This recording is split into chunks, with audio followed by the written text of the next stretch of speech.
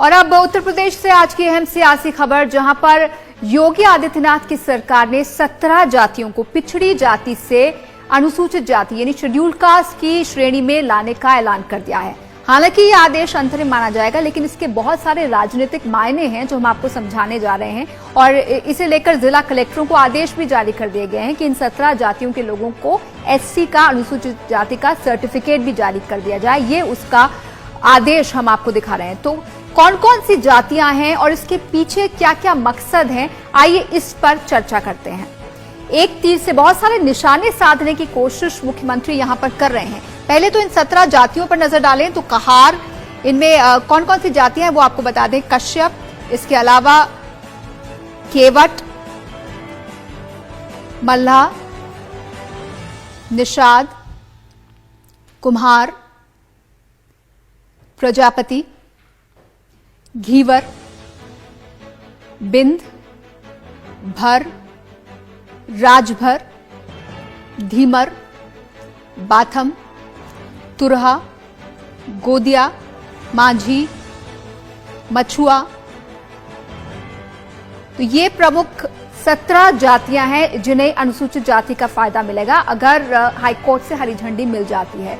और यहां पर यह समझना जरूरी है कि यह दरअसल वोट बैंक की राजनीति के तहत किया गया एक ऐसा कदम है जिसकी कोशिश पहले भी यूपी सरकार ने की है, लेकिन नाकाम रही है। उत्तर प्रदेश में जब भी चुनाव होते हैं, जाति के इर्द गिर्द बहुत कुछ होता है, जाति के इर्द गिर्द चुनावी रणनीतियां बनाई जाती हैं। तो उसे देखते हुए यहां पर यह अहम कदम उठाया जा रहा है। निषाद जाति की बात करें तो लगभग 10.25% इनकी हिस्सेदारी है पूरी आबादी में। इसके अलावा 13 निषाद जाति हैं, तो बाकी राजभर जाति की बात करें तो 1.32% हिस्सेदारी है आबादी में। इसके साथ ही कुम्हार जाति की 1.84% की हिस्सेदारी उत्तर प्रदेश की आबादी में है।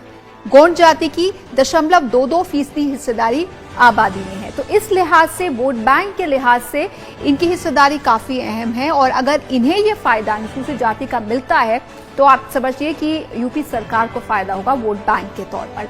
और तर्क क्या दिए जा रहे हैं, क्यों इन्हें शामिल किया जा रहा है? सामाजिक, शैक्षणिक और आर्थिक हालात इनके कमजोर हैं इन 17 जातियों के, इसलिए ये इस पैमाने पर खरी उतरती हैं कि ये बैकवर्ड कास्ट यानी पिछड़ी जाति से अनुसूचित जाति में लाए जाएं।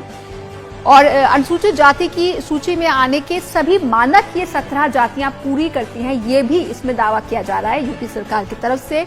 एससी की लिस्ट की मौजूदा जो जातियां हैं उनको कोई नुकसान नहीं होगा, क्योंकि अक्सर ये एक विरोध सुनने को मिलता है कि जो पहले से आरक्षण ले रही जातियां हैं, क्या उनको नुकसान तो नहीं होगा? तो ये माना जा रहा है कि उनको भी नुकसान नहीं होगा। ये प्रमुख तर्क यहां पर गिनाए जा रहे हैं। लेकिन राजनीतिक तौर पर यह भी कहा जा रहा है कि योगी सरकार को उस नुकसान की भरपाई हो जाएगी जो सुहेलदेव भारतीय समाज पार्टी के अलग होने से, समुदाय के अलग होने से वोट बैंक उनसे छिटका है, तो उसकी भरपाई हो पाएगी। और ये ऐसी कवायद लगभग 14 सालों से हो रही है। 2005 में मुलायम सिंह जब मुख्यमंत्री थे तब भी उन्होंने इन 17 जातियों को लेकर आदेश जारी किया था, लेकिन हाईकोर्ट ने उस पर रोक लगा दी थी। उसके बाद मायावती ने भी कोशिश की। हालांकि मायावती ने 2007 में पहले इस प्रस्ताव को खारिज कर दिया था, लेकिन बाद में शायद उन्हें इसकी राजनीतिक अहमियत का अंदाजा हुआ और फिर इसी प्रस्ताव को उन्होंने आगे बढ़ाया तब के प्रधानमंत्री मनमोहन सिंह के आगे। उसके बाद अगर हम अखिलेश यादव की बात करें तो उन्होंने भी 2016 में चुनाव से ठीक पहले अपनी तरफ से इस प्रस्ताव को आगे बढ़ाया और इन 17 जातियों को अनुसूचित जाति बनाने की कोशिश की, कैबिनेट से मंजूरी भी दिलाई, लेकिन हाईकोर्ट में इसे चुनौती दे दी गई। और इसके अलावा केंद्र के सामाजिक कल्याण विभाग के आगे, न्याय और अधिकारिता मंत्रालय के आगे ये मामला अटक गया। कुल मिलाकर अभी मामला हाईकोर्ट में, इसलिए योगी सरकार के इस आदेश को अंतरिम आदेश माना जाएगा।